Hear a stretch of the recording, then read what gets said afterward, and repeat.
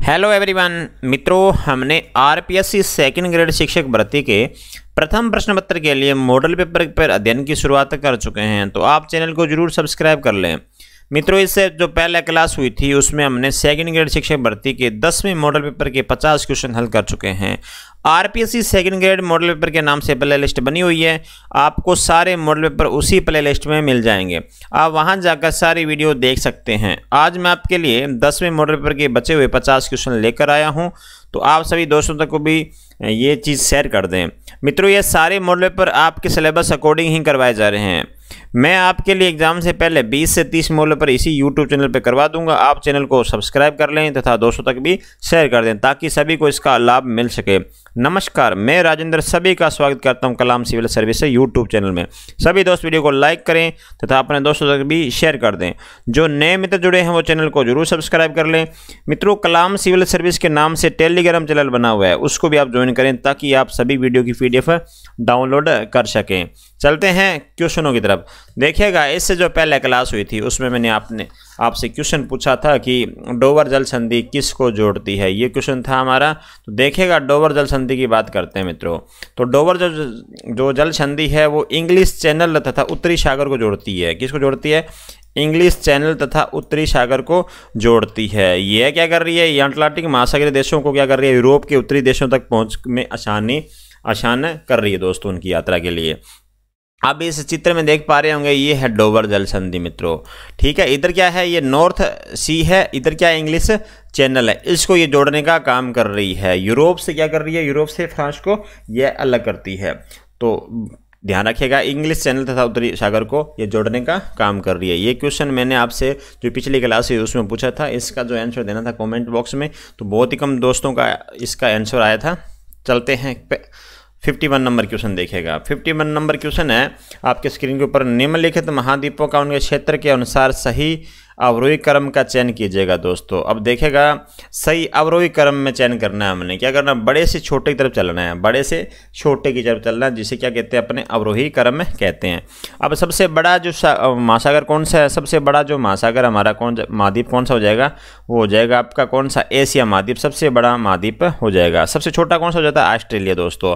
तो ऑस्ट्रेलिया इसके अंदर है सबसे छोटा, और ऑस्ट्रेलिया इसके अंदर भी है। एशिया इसमें नहीं हो रहा है, ये गलत हो गया हमारा दोस्तों। एलिमिनेट से अभी आप इसको कर सकते हो। तो हमारा जो अंटार्कटिका, यूरोप, ऑस्ट्रेलिया दोस्तों, ये C नंबर ऑप्शन क्या हो जाएगा? हमारा सही हो जाएगा। ये अंतिम 3 जो महाद्वीप हैं ये सीरियल से दिए हुए हैं। अंटार्कटिका के बाद यूरोप, यूरोप के बाद में क्या आता है? हमारा ऑस्ट्रेलिया। ये सबसे बड़े से अपने छोटे कदम की तरफ चल रहे हैं दोस्तों। सबसे बड़े से और छोटे की तरफ है ये चल रहे हैं, अंटार्कटिका, यूरोप और ऑस्ट्रेलिया। C नंबर आंसर क्या हो जाएगा? इसका करेक्ट आंसर हो जाएगा। मेरियाना गर्त निम्न में से किस महासागर में स्थित है? मेरियाना गर्त पूछा गया आपसे कौन से महासागर में? तो मेरियाना गर्त जो है वो कौन से महासागर में हो जाएगा? आपका प्रशांत महासागर में हो जाएगा मित्रों। कौन सा है? प्रशांत महासागर में कौन सा गर्त हो जाएगा? आपका मेरियाना गर्त हो जाएगा। C नंबर आंसर क्या हो जाएगा? इसका करेक्ट हो जाएगा। अब इसकी गहराई कितनी है? 11,034 लिख लीजिएगा। 11,034 क्या है? इसकी गहराई है मीटर के अंदर। यह फिलीपींस के क्या है? पूर्व में स्थित है मित्रों, ये भी थोड़ा याद रखिएगा। और एल्यूसियन जो गर्त है ये पृथ्वी का सबसे लंबा गर्त है, प्रशांत महासागर के अंदर स्थित है दोस्तों, एल्यूसियन गर्त। अगला क्वेश्चन देखेगा, उत्तरी गोलार्ध में व्यापारिक पवनें किस दिशा में चलती है? तो उत्तरी जो गोलार्ध है उसमें पूछा गया आपसे। तो उत्तरी गोलार्ध में किस चलती है? दक्षिण पश्चिम की तरफ चलती है दोस्तों। कहाँ चलती है? दक्षिण पश्चिम की ओर चलती है व्यापारिक पवनें। अब देखेगा गोलार्ध की बात करें अपन, ठीक है। अब गोलार्ध के अंदर ये देखेगा, अब जो व्यापारिक पवनें हैं वो कैसे चलती है? ऐसे चलती है उत्तरी गोलार्ध में। और अपने दक्षिण गोलार्ध में कैसे चलती है? ऐसे चलती है। तो उत्तरी गोलार्ध में पूछा है, दक्षिण पश्चिम चलती है दोस्तों। दक्षिण और ये पश्चिम की तरफ व्यापारिक पवनें चलती हैं। 1 नंबर आंसर क्या हो जाएगा? आपका राइट हो जाएगा। विश्व पर्यावरण दिवस प्रतिवर्ष मनाया जाता है दोस्तों। विश्व पर्यावरण दिवस पूछा जाता है कब मनाया जाता है? तो अंतर्राष्ट्रीय मानव पर्यावरण सम्मेलन 5 जून 1972 को हुआ था। कहाँ पे हुआ था? स्वीडन का हुआ था, स्टॉकहोम के अंदर ये हुआ था। तो उसी दिन के बाद में 5 जून को अपन क्या मनाने लगे? विश्व पर्यावरण दिवस मनाने लगे। तो इसका राइट आंसर क्या हो जाएगा? इसका राइट आंसर हो जाएगा C नंबर आंसर 5 जून इसका राइट आंसर हो जाएगा। अगला क्वेश्चन देखिएगा। जो भी नए मित्र हैं इस चैनल पर पहली बार विजिट कर रहे हैं वो सारे मित्र चैनल को सब्सक्राइब कर लें तथा सारे मित्र एक बार वीडियो को लाइक करें और हो सके तो अपने दोस्तों के भी शेयर कर दें। जिससे क्या हो सकता है उसको लाभ मिल सके। कमेंट भी कर दिया करो दोस्तों, और टेलीग्राम चैनल को भी ज्वाइन कर लिया करो, और वीडियो की PDF वहाँ से आप डाउनलोड कर सकते हैं। देखिए अगला क्वेश्चन है, जल प्रदूषण से क्या आशय है मित्रों। जल प्रदूषण से आपका पूछा गया क्या आशय है। देखिएगा जल प्रदूषण से आशय क्या है इस चीज़ का, देखिएगा जल में गुणवत्ता में कमी, जल के सांद्रण में कमी, या क्या होता है जल की घोलीकरण क्षमता में कमी, या जल के बैक्टीरिया में अधिकता दोस्तों। तो जल में जो प्रदूषण होता है, जल प्रदूषण होता है, उससे आशय क्या हमारा, तो उसका जो आशय हो जाएगा हमारा जल की गुणवत्ता में क्या हो जाती है, कमी हो जाती है, जिससे क्या हो जाता है जल प्रदूषण हो जाता है। यदि कोई बाहरी जैसे अवांछित पदार्थ क्या होता है जल में मिल जाता है, बाहरी अवांछित पदार्थ क्या हो जाता है जल में मिल जाता है, उसके गुणों में क्या हो जाती है, कमी हो जाती है, जिसकी वजह से क्या हो जाता है जल प्रदूषित हो जाता है। तो 1 नंबर आंसर क्या हो जाएगा इसका, राइट हो जाएगा। अब 56 नंबर क्वेश्चन आपको सुमेलित करना है मित्रों। एक तरफ दे रखे हैं पर्वत शिखर, एक तरफ दे रखे हैं आपकी स्थिति, तो आपको सम्मिलित करने हैं। देखिएगा अल्ब्रुस की बात करें अपन, तो अल्ब्रुस कहाँ हो जाएगा आपका, ये हो जाएगा आपका रूस के अंदर हो जाएगा दोस्तों। कहाँ हो जाएगा आपका अल्ब्रुस, रूस के अंदर हो जाएगा। अब किलिमंजारो की बात करें तो किलिमंजारो कहाँ हो जाएगा, तंजानिया में हो जाएगा। और माउंट कुक की बात करें तो माउंट कुक कहाँ हो जाएगा आपका, माउंट कुक हो जाएगा आपका न्यूजीलैंड के अंदर दोस्तों। और मैकिले कहाँ हो जाएगा, मैकिले आपका हो जाएगा संयुक्त राज्य अमेरिका के अंदर। तो 4 3 1 2 4 3 1 2 दोस्तों। सी नंबर आंसर क्या हो जाएगा आपका, राइट हो जाएगा। अब जो एल्ब्रुस पर्वत है ना, ये रूस के अंदर कहाँ पर है, ये कराचाय या चरकसिया क्षेत्र में स्थित है दोस्तों, और जॉर्जिया की सीमा के नज़दीक है। ये भी धरिया गया, यह एक सुप्त ज्वालामुखी है। एल्ब्रुस क्या है, एक सुप्त ज्वालामुखी है। थोड़ा सा ये भी आपको थोड़ा सा ध्यान में होना चाहिए।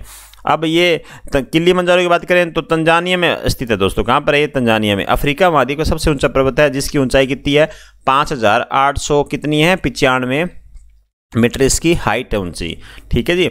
अफ्रीका का सबसे ऊंचा पर्वत होने के साथ साथ ये किलिमंजारो विश्व के 7 सबसे ऊंचे पर्वतों में से भी एक है। अफ्रीका का सबसे ऊंचा महाद्वीप तो है, ये पर्वत है, लेकिन ये जो 7 जो पर्वत है उनमें भी इसका नाम है। अब माउंट कुक की बात करें, माउंट कुक न्यूजीलैंड का सबसे ऊंचा पर्वत है मित्रों। न्यूजीलैंड का सबसे ऊंचा पर्वत है, 3724 मीटर इसकी क्या है, ऊंचाई है। बढ़ते हैं आगे की तरफ। मलक्का जल डमरू अलग करता है, तो मलक्का जल डमरू किसको अलग करता है, ये देखिएगा मलक्का जल डमरू किसको अलग करता है, मलेशिया और सुमात्रा को अलग करता है। तो डी नंबर आंसर क्या हो जाएगा इसका, राइट हो जाएगा। 890 किलोमीटर लंबी पानी की पट्टी है जो मलेशिया तथा सुमात्रा को क्या करती है, अलग करती है, मलक्का जल संधि दोस्तों। कौन सा शहर भारत का मैनचेस्टर कहलाता है, भारत का मैनचेस्टर पूछा गया आपसे, तो कौन सा शहर कहला जाएगा आपका, मुंबई कहलाता है भारत का मैनचेस्टर।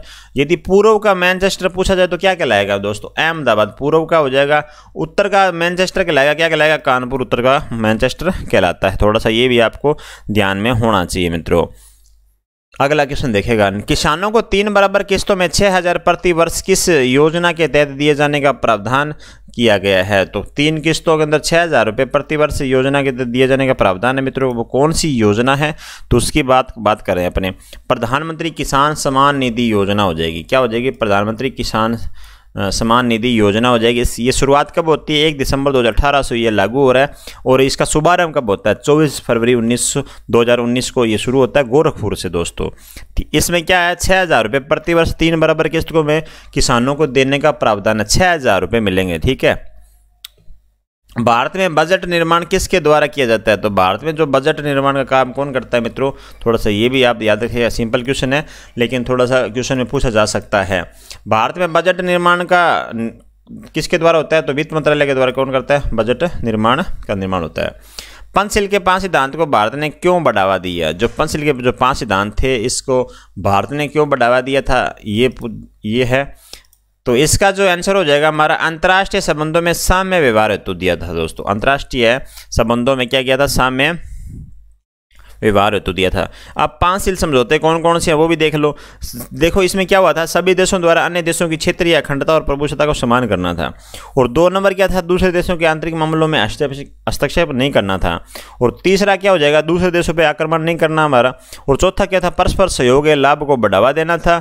और 5वां क्या हो जाएगा, शांतिपूर्ण सहअस्तित्व की नीति का पालन करना था दोस्तों। पंचशील सिद्धांत इनमें ये था। और अंतिम में क्या हो जाएगा हमारा, इन सभी को भारत ने क्या किया था, अंतर्राष्ट्रीय संबंधों में साम्य व्यवहार हेतु इसको बढ़ावा दिया था। तो इसका आंसर हो जाएगा डी नंबर आंसर इसका करेक्ट हो जाएगा। भारत में कुल वनावरण कितना है, भारत में कुल वनावरण पूछा जाए तो कितना हो जाएगा हमारा, भारत के अंदर 7,13,789 हो जाएगा दोस्तों। तो बी नंबर इसका क्या हो जाएगा, करेक्ट आंसर हो जाएगा। यदि प्रतिशत के में पूछा जाए तो प्रतिशत हमारा कितना हो जाएगा, 21.71 हो जाएगा। कितना हो जाएगा, 21.71% हमारा क्या है, भारत में कुल वनावरण है। निम्नलिखित में से कौन से भारतीय राज्य की ना तो तटरेखा है ना अंतर्राष्ट्रीय सीमा रेखा है। तो देखिएगा, पंजाब की भी है मित्रों अंतर्राष्ट्रीय सीमा बनती है, असम की तो बनती है, हिमाचल प्रदेश की बनती है, तेलंगाना ऐसा स्टेट है जिसकी ना तो क्या है तटरेखा है और ना ही क्या है अंतर्राष्ट्रीय रेखा है। अब देखिएगा तटरेखा वाले देख लो ये अब तेलंगाना कहाँ पे है, तेलंगाना यहाँ पे मित्रों। तो तेलंगाना की ना तो लगती है अंतर्राष्ट्रीय सीमा और ना लगती क्या रखती है, ना लगती है तटरेखा लगती है। तो अब जो तटरेखा वाले कौन कौन से राज्य हो जाएंगे वो भी थोड़ा सा आप देख लो। तो गुजरात हो जाएगा हमारा, महाराष्ट्र हो जाएगा मित्रों, गोवा हो जाएगा, फिर इसके नीचे कर्नाटक हो जाएगा, फिर इसके नीचे केरल हो जाएगा, फिर इसके यहाँ पे हो जाएगा आपका तमिलनाडु, फिर आंध्र प्रदेश, उड़ीसा हो जाएगा आपका और पश्चिम बंगाल हो जाएगा। ये है तटरेखा वाले, ठीक है। ये जो तेलंगाना है ये मध्य के अंदर है, इसकी ना तो सीमा अंतर्राष्ट्रीय के साथ लग रही है और ना क्या लग रही है तटरेखा के साथ लग रही है। तो 63 नंबर का आंसर हो जाएगा, बी नंबर आंसर क्या हो जाएगा इसका करेक्ट हो जाएगा। भारत में ग्रीष्मकालीन मानसून पर जिसके कारण विपरीत प्रभाव पड़ने की संभावना रहती है वह है दोस्तों, मानसून पे जब हमारे प्रभाव पड़ता है तो एक ही रीज़न है, उसका सबसे बड़ा रीज़न क्या है, एल निनो। तो एल निनो की वजह से क्या होता है, हमारा मानसून क्या हो जाता है, कमजोर पड़ जाता है। तो डी नंबर आंसर क्या हो जाएगा इसका करेक्ट हो जाएगा। जनसंख्या की दृष्टि से भारत का विश्व में स्थान कौन सा है, तो जनसंख्या की दृष्टि से विश्व में स्थान कौन सा हो जाएगा हमारा, तो विश्व में स्थान हो जाएगा हमारा सेकंड स्थान हो जाएगा। तो पहला तो चीन का है और सेकंड हमारा हो जाएगा। तो अब 2011 की जनगणना की बात करें तो 121 करोड़ समथिंग इसकी क्या है जनसंख्या है भारत की अपन की। अभी तो जनसंख्या बढ़ गई होगी बहुत ज़्यादा, 110 सालों के बीच में हमारी जनसंख्या बढ़ोतरी बहुत हो रही है। तो अभी इसकी जनसंख्या अपन बात नहीं करें, 2011 की जो जनगणना थी उसी के अनुसार बात करें, 121 करोड़। अगला क्वेश्चन देखेगा, भारत की जलवायु कैसी है, ये पूछा जाता है भारत की जलवायु कैसी है। तो भारत की जलवायु को क्या कहते हैं दोस्तों, मानसूनी जलवायु भी कहा जाता है। तो मानसूनी जलवायु है भारत की, और देखिएगा इसमें आंसर हो जाएगा हमारा कौन सा हो जाएगा, उष्ण मानसूनी हो जाएगा दोस्तों। कौन सा हो जाएगा, उष्ण मानसूनी हो जाएगा। अब इसका रीजन क्या है दोस्तों, देखिए भारत में पूरे साल क्या होता है मानसूनी पवनों का प्रभाव रहता है, इससे चलते क्या होता है उष्णकटिबंधीय मानसून पवनों को क्या होता है विशेष प्रभाव देखने को मिलता है। कर्क रेखा पर अपन क्या है भारत के मध्य से गुजरती है, इस कारण क्या होता है भारत का जो दक्षिणी भाग है ना उष्णकटिबंधीय में तथा उत्तरी भाग किसमें आ जाता है शीतोष्ण कटिबंध में आ जाता है।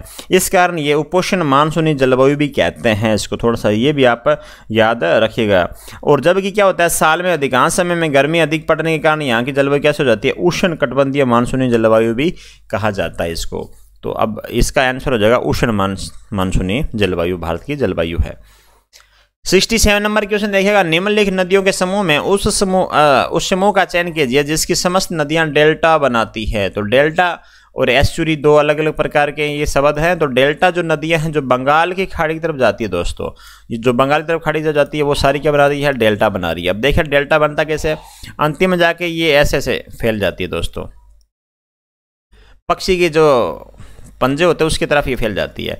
अब जो बंगाल अरब सागर की खाड़ी की तरफ आती है वो एस्चुरी का निर्माण करती है, सीधे ये करती है नाले के रूप में क्या करती है ये सागर में मिल जाती है। तो इधर जो अरब सागर जो तरफ आ रही है वो नदियाँ सारी एस्चुरी बना रही है, इधर जो नदी जा रही है वो क्या बना रही है आपकी, वो बना रही है डेल्टा। अब देखिएगा ऑप्शन में कावेरी कृष्णा नर्मदा, नर्मदा दोस्तों ये अरब सागर में आ रही है तो ये एस्चुरी का निर्माण कर रही है, ये ऑप्शन हमारा गलत हो जाएगा। अब गोदावरी गंगा नर्मदा, इसमें भी नर्मदा है, ये भी गलत हो जाएगा। कावेरी कृष्णा महानदी ताप्ती दोस्तों, तो ये भी गलत ताप्ती हो गया, इसमें ये गलत हो गया हमारा। गोदावरी गंगा कृष्णा कावेरी दोस्तों, ये डी नंबर आंसर क्या हो जाएगा, ये सारी नदियाँ कहाँ जा रही है, ये अपना जल बंगाल की खाड़ी में गिरा रही है। तो ये क्या कर रही है डेल्टा का निर्माण कर रही है। तो डी नंबर आंसर क्या हो जाएगा आपका करेक्ट हो जाएगा। सिंधु नदी का उद्गम स्थल कहाँ है दोस्तों, तो सिंधु नदी का उद्गम स्थल की बात करें तो उस टाइम तिब्बत, और वर्तमान में क्या है किसका शासन है वहाँ पे, चीन दोस्तों, अभी चीन है। तो चीन में कहाँ से, मानसरोवर झील के पास स्थित है दोस्तों जांगबो हिमनद, वहाँ से ये नदी निकलती है। 2880 किलोमीटर इसकी पूरी लंबाई है, भारत में 1114 किलोमीटर इसकी लंबाई है। सहायक नदी इसकी जो सतलज, चिनाब, रावी, व्यास तथा झेलम ये भारत की प्रमुख नदियाँ हैं, ये उसकी सहायक नदियाँ हैं। यह नदी अरब सागर में गिरती है। तो इसका आंसर क्या हो जाएगा, मानसरोवर से निकलती है। तो सिंधु नदी कहाँ से निकलती है, मानसरोवर से। तो डी नंबर आंसर क्या हो जाएगा, इसका करेक्ट हो जाएगा। यदि कोई पार्टी राज्य विधानसभा के चुनाव में पड़े कुल मतों का 6% या उससे अधिक हासिल करती है और कम से कम 2 सीटों पर जीत दर्ज करती है तो उसे मान्यता मिल जाती है। तो उसे किस रूप में मान्यता मिलेगी मित्रों, देखेगा अभी यदि कोई पार्टी है विधानसभा चुनाव में लड़ रही है, उनके कुल मतों का 6% हासिल कर लेती है या उससे अधिक हासिल कर लेती है और कम से कम 2 सीटों पर यदि जीत दर्ज कर ली तो उससे कौन सी पार्टी के रूप में मान्यता मिलेगी, उससे कौन सी पार्टी के रूप में मान्यता मिलेगी, उसे मिलेगी राजनीतिक दल के रूप में दोस्तों। तो बी नंबर में क्या हो जाएगा, इसका करेक्ट हो जाएगा। संयुक्त राज्य अमेरिका और रूस के मध्य हस्ताक्षरित प्राग संधि है, तो कौन सी प्राग संधि है दोस्तों संयुक्त राज्य अमेरिका और रूस के मध्य, तो न्यू स्टार्ट हो जाएगी दोस्तों। कौन सी हो जाएगी, न्यू स्टार्ट हो जाएगी। सी नंबर आंसर क्या हो जाएगा आपका, करेक्ट हो जाएगा। अगला क्वेश्चन देखिएगा, किसने 1935 के अधिनियम की आलोचना करते हुए उसे एक दास्ता का घोषणा पत्र कहा है। तो ये देखिएगा इसका अधिनियम दोस्तों, इसको अधिनियम कर लीजिएगा, पहले तो इसको अधिनियम करिएगा। ये अधिनियम है 1935 का अधिनियम आया था, उसकी आलोचना करते हुए किसने दास्ता का घोषणा पत्र की संज्ञा दी थी, तो किसने दी थी, पंडित जवाहरलाल नेहरू ने इसे क्या दी थी, दास्ता के घोषणा पत्र की इसे संज्ञा दी थी।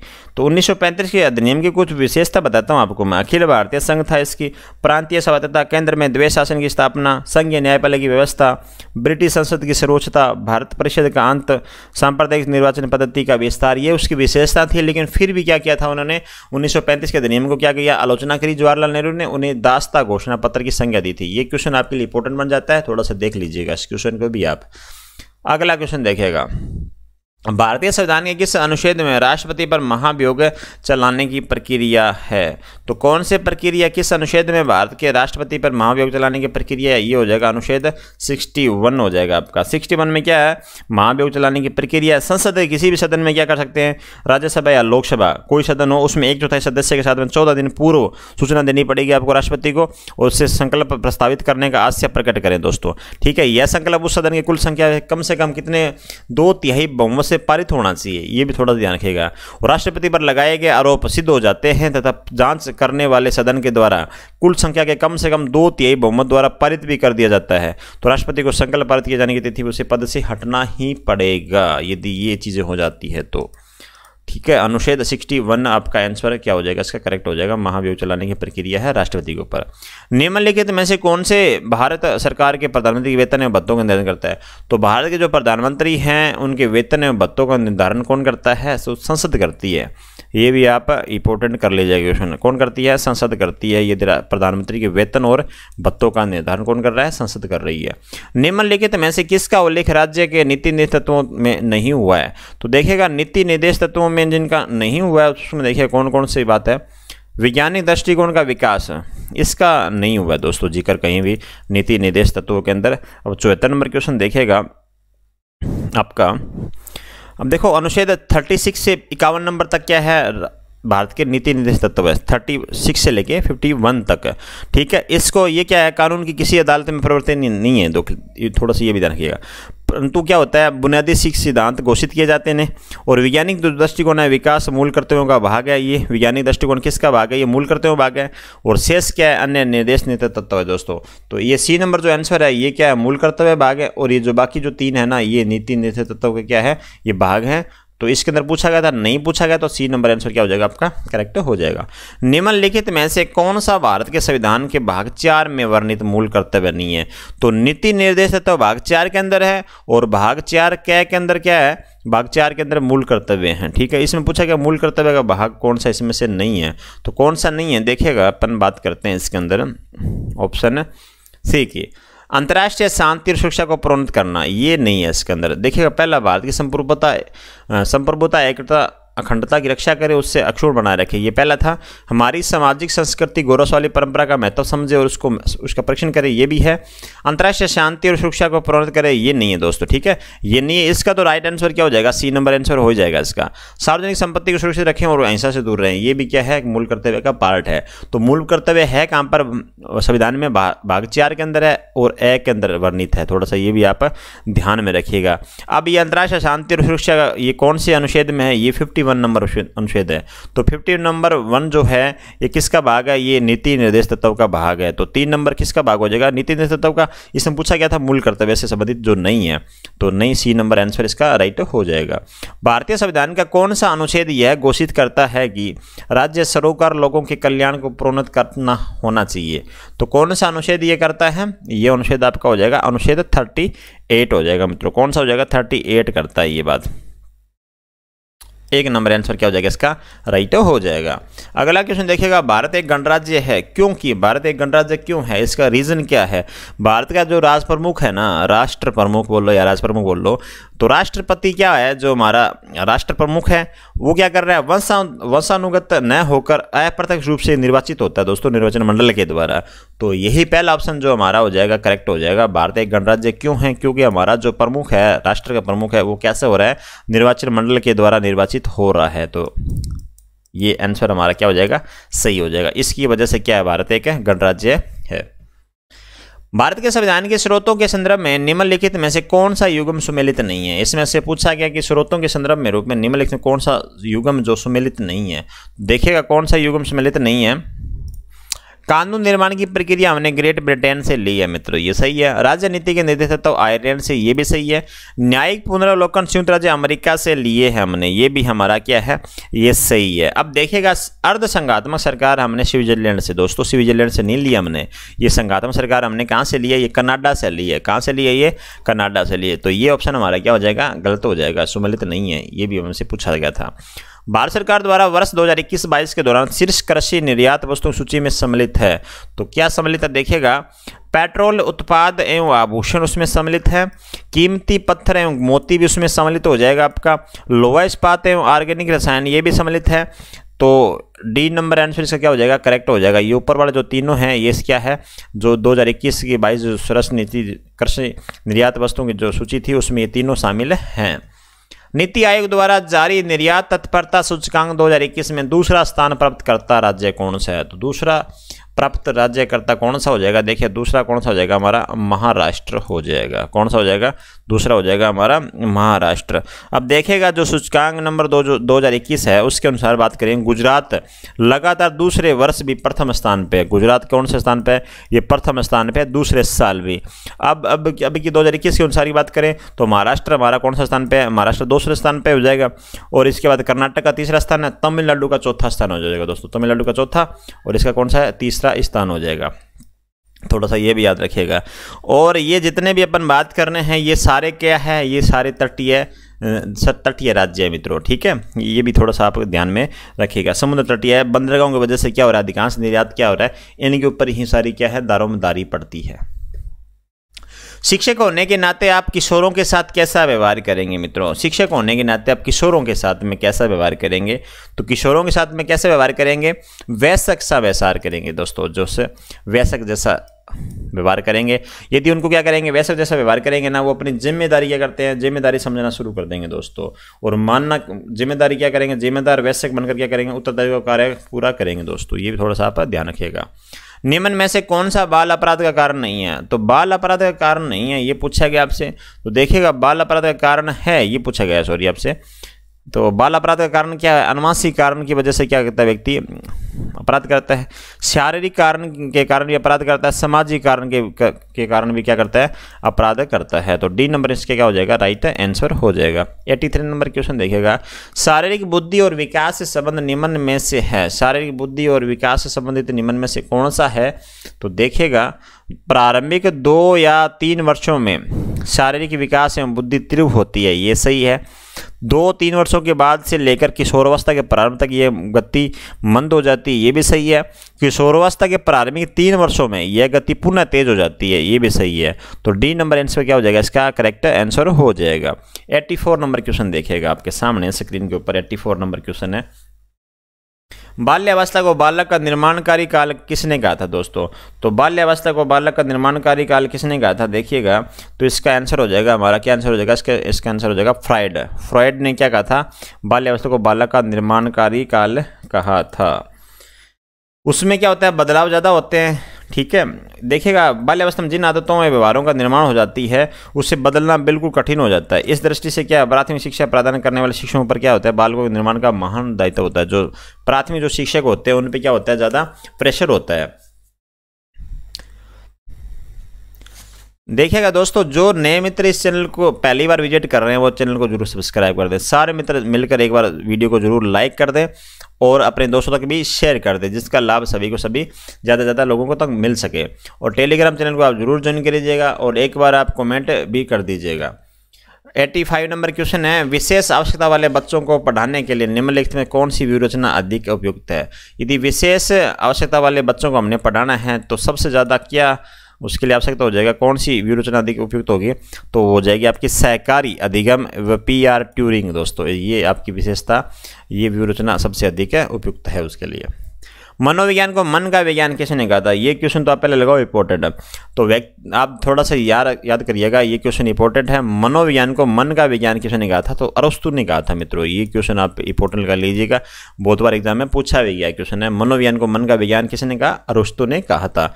मारिया मोंटेसरी पद्धति में शिक्षा दी जाती है, मारिया मोंटेसरी पद्धति में शिक्षा किसके द्वारा दी जाती है, गीतों के द्वारा भी शिक्षा दी जाती है मारिया मोंटेसरी पद्धति के अंदर, खेलों के द्वारा भी दी जाती है, उपहारों के द्वारा भी दी जाती है। तो इसका आंसर क्या हो जाएगा, डी उपरोक्त सभी इसका क्या हो जाएगा, राइट आंसर हो जाएगा।